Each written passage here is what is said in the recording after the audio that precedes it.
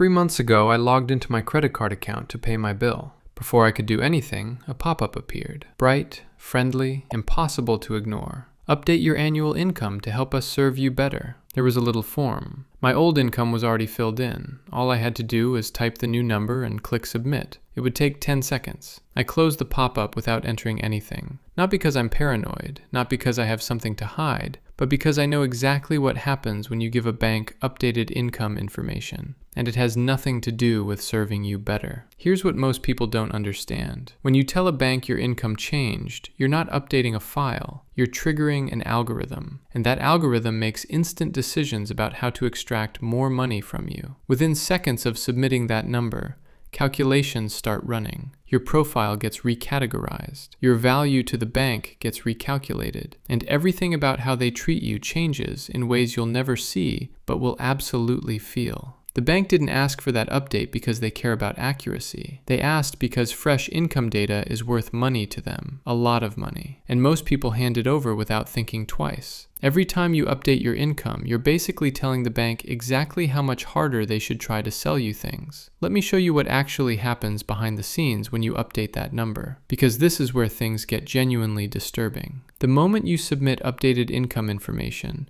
the bank's system runs what's called a lifetime value calculation. They're estimating how much total profit they can extract from you over the entire relationship. Income is the most important variable in this equation. Higher income means higher credit limits. Higher credit limits mean higher balances. Higher balances mean more interest payments. More interest payments mean more profit for the bank. But it's not just about what you can afford, it's about what they can charge you. Banks use something called ability to pay pricing. It's exactly what it sounds like. The more they know you can afford, the more they charge you. Not because you're riskier, but because they know you won't notice or won't care enough to switch. Studies have shown that high-income customers frequently get worse interest rates than they should. Not better rates, worse rates. Because the algorithm correctly predicts that someone making $150,000 probably isn't going to spend their Saturday afternoon comparison shopping for a credit card with a rate that's 2% lower. You have money. You have limited time. The bank knows this, and they price accordingly. Your high income isn't a reward. It's a target painted on your back. Here's what happens in the first 24 hours after you update your income. Your credit limit gets flagged for automatic increase, not because you asked for one, but because higher limits enable higher spending, and higher spending generates more revenue. The bank isn't giving you more credit as a courtesy. They're giving you more rope because customers with more rope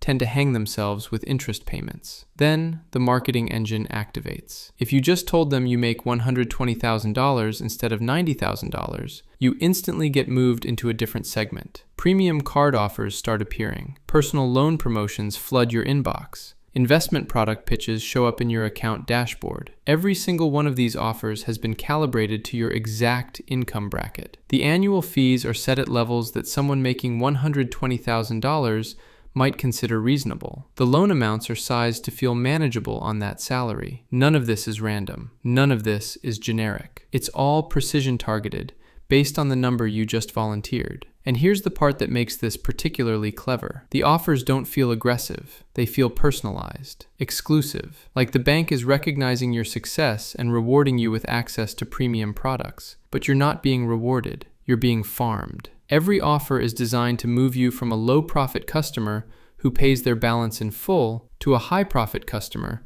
who carries a balance on a premium card while paying $550 in annual fees. The bank doesn't want you to succeed with money. They want you to feel successful while spending more of it. Now let me show you what happens to people who never update their income, because this is where it gets interesting.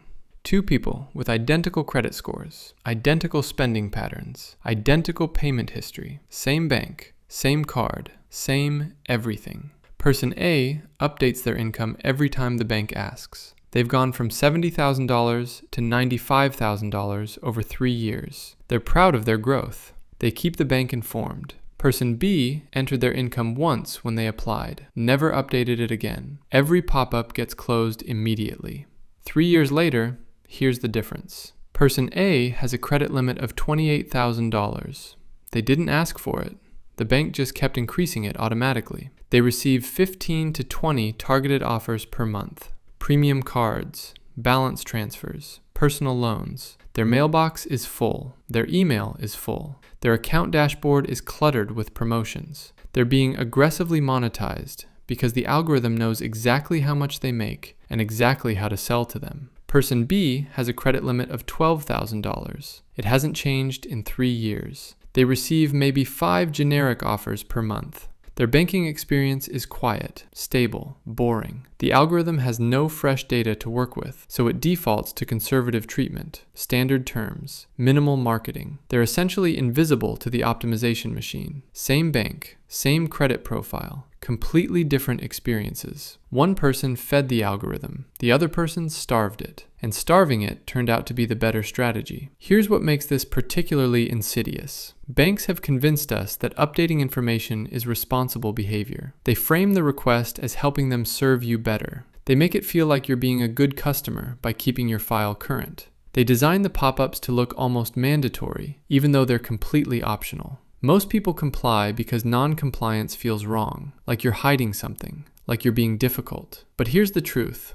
You're under no legal obligation to update your income with existing creditors. Mortgage applications require income verification. That's federally mandated. You have to provide proof, tax returns, pay stubs, employment verification. Auto loans typically require income disclosure and often verify it. But credit cards? Those income update requests that pop up in your account? Completely voluntary. The bank wants the information. They don't need it. And they definitely can't require it. In fact, here's something most people don't know. Credit card companies don't verify the income you report. They can't access your tax returns without permission. They can't see your pay stubs. They're operating entirely on what you tell them. They want the data badly enough to ask for it repeatedly, but not badly enough to verify it. What does that tell you about how they're using it? They're using it to sell to you, not to serve you. Let me walk you through a real example of how this plays out over time. Someone I know is a freelancer, variable income. Some months she makes $6,000. Other months, she makes $14,000. It averages out to about $110,000 annually, but it fluctuates. When she first applied for a credit card, she reported $72,000. That was her conservative estimate based on her lowest earning year. 2 years later, the bank sent an email. Update your income to qualify for a higher credit limit. She'd had a great year. She was making more money. She felt good about her financial progress. So she updated her income to $115,000. Within 2 weeks, everything changed. She started getting phone calls, personal loan offers, balance transfer promotions. Every time she logged into her account, there were new offers covering the screen. Her credit limit jumped from $8,000 to $22,000 without her requesting it. And here's what really bothered her. The interest rate on one of her other cards went up. Not because she missed a payment, not because her credit score dropped, but because the algorithm reclassified her as someone who could afford higher rates. She'd been moved from the price-sensitive customer category to the affluent customer who won't notice category, and the bank priced accordingly. She never updated her income again. And over the next 6 months, the aggressive marketing gradually stopped. Her profile decayed back to default treatment. The algorithm stopped having fresh data to work with. She learned that sometimes the best way to be treated fairly is to be treated generically. Now here's where this gets even more interesting. Income data affects how banks treat you during economic stress. When the economy weakens, banks review their portfolios. They're looking for risk. They're looking for exposure. And they make decisions about which customers to protect and which to cut loose. Credit limits get slashed. Accounts get closed. Interest rates get increased. These decisions are algorithmic, and income data plays a role in every single one. If you reported high income, the algorithm might maintain your credit limit because it projects continued repayment capacity. You look safe because you make good money. Or the opposite happens. You become a target for rate increases because ability to pay pricing suggests you'll tolerate worse terms without leaving. If you reported lower income, you might see preemptive credit limit reductions. The algorithm treats you as higher risk during uncertain times, regardless of your actual payment behavior. But here's what's fascinating. If the bank has no current income data, they have to rely on behavior instead of projections.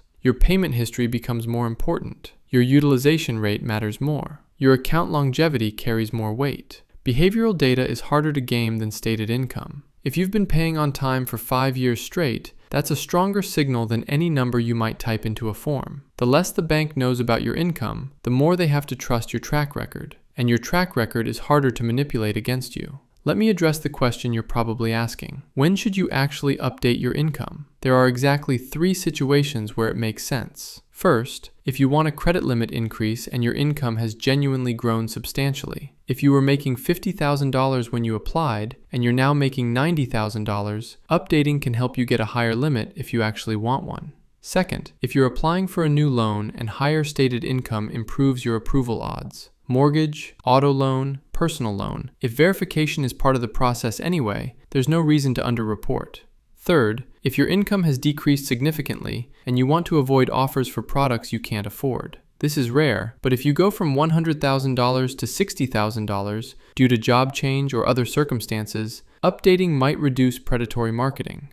Those are the only situations. Every other income update request should be ignored. When that pop-up appears asking you to update for better service, close it. When they email you about qualifying for higher limits by updating income, delete it. When they call asking to verify your current earnings, politely decline. You're not being difficult, you're being strategic. Here's the broader principle that extends beyond banking. Every institution that asks for your data is collecting it for their benefit, not yours. They frame it as customer service. They say it's about accuracy. They claim it improves your experience. But data is the raw material of modern business. Every piece of information you provide gets analyzed, categorized, and monetized in ways you'll never see. Banks are particularly sophisticated at this. Your income data doesn't just sit in a file somewhere. It flows into systems that calculate your lifetime value, predict your behavior, optimize pricing against you, and target you for products engineered to extract maximum revenue. The solution isn't paranoia, it's intentionality. Provide what's legally required. Decline what's optional. Understand that every voluntary piece of information you share reduces your negotiating position and increases the institution's ability to optimize against you. This applies to banks. It applies to insurance companies. It applies to any large institution that uses algorithms to manage customer relationships. Data minimization is a legitimate defensive strategy in relationships where the other party has vastly more information and power than you do. Let me give you specific tactical recommendations for managing this going forward. For new credit card applications, provide income because it's required for approval. But be thoughtful. If you have variable income, you don't need to report your best month.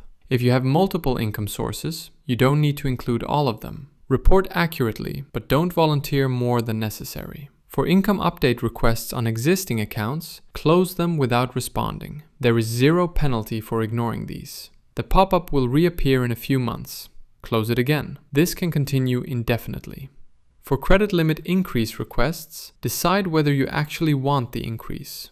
If you're happy with your current limit, decline the request entirely. Don't provide income data to enable an increase you don't need. For phone calls requesting updated information, understand that calls create artificial pressure. You can simply say you're not interested in providing that information right now. The call will end, your account will remain open. For any request that feels mandatory, ask yourself, is this legally required or just strongly suggested? In most cases with existing accounts, it's the latter. There's also something important about the psychological dimension of this. Banks have trained us to feel obligated to comply with requests that look official. The form creates implied requirement. The pop-up design suggests urgency. Most people provide information because refusing feels risky or awkward. Breaking this conditioning is genuinely liberating. The first time you close an income update pop-up without responding, you might feel slightly anxious. Did you do something wrong? Will there be consequences? There won't be.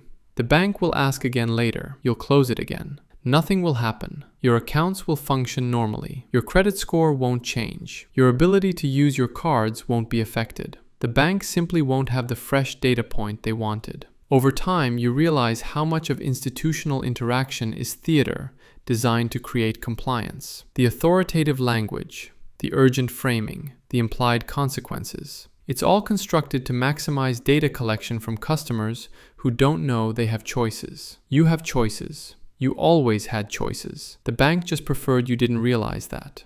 Here's what I want you to understand. Banks are not evil. They provide valuable services. Credit cards enable economic participation. Loans facilitate major purchases. These are legitimate, useful products. But banks are also profit-maximizing institutions. They treat customer data as a resource to be exploited.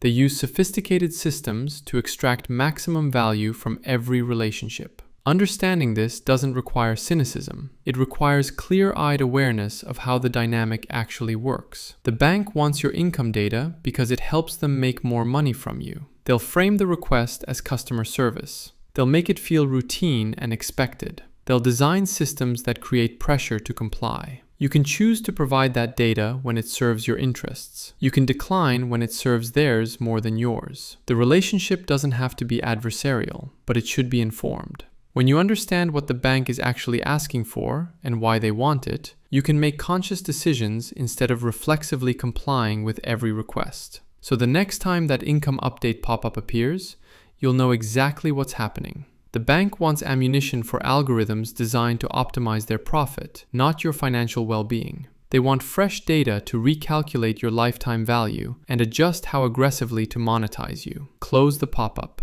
Keep your information to yourself. Let your payment history speak for itself. Let your responsible behavior be your profile. Let your actual track record matter more than your stated income. Because here's the truth that banks don't want you to figure out. The number in your income field matters less than you think. Your behavior matters more than any number you could type into a form. Pay on time. Keep utilization low. Maintain accounts for years. Those signals are stronger than any income figure. And unlike stated income, they can't get those signals just by asking nicely. The best data to give a bank is no data at all. Just a perfect payment record they can't argue with. This channel exists to explain why money feels harder than it should and what actually matters. If this changed how you think about bank requests, I'd appreciate you sharing it with someone who needs to hear it. If you want to know the second price trap that keeps you broke, click the left video. And if you want to know why your $30 per hour job doesn't actually pay you $30, click the right video. And I will see you there in a second.